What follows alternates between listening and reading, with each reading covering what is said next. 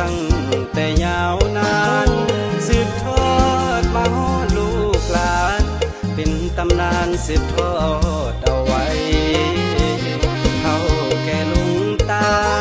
พร้อมพาต่างก็ภูมิใจยินดีพร้อมทั้งสองฝ่าย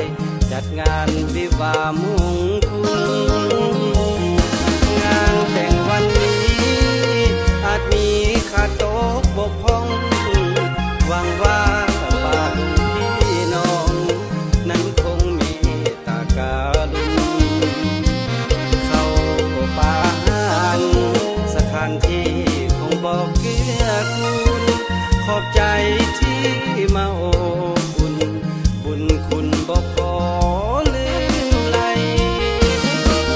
พาแข่งกันสู้วันไม่เท่ายอดทองอย่าได้มีทุกเศร้ามองเงินทองขอให้หลั่งไหล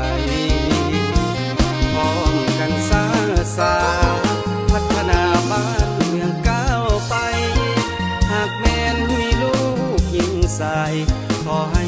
เป็นคนดีสังคม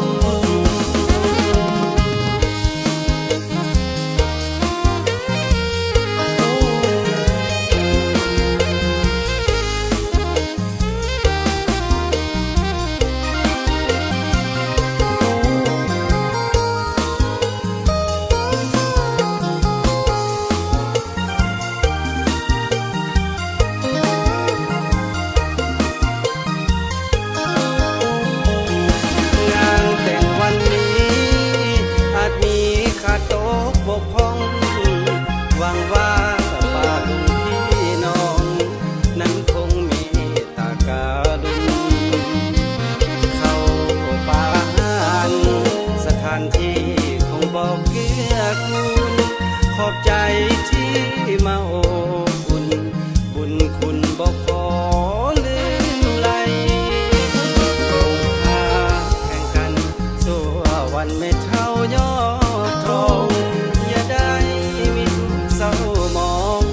เงินทองขอให้หลั่งไหลพร้อมกันสร้างสาพัฒนาบ้านเมืองก้าวไปหากแม้นมีลูกหญิงใส่ขอให้เป็นคนดีสัง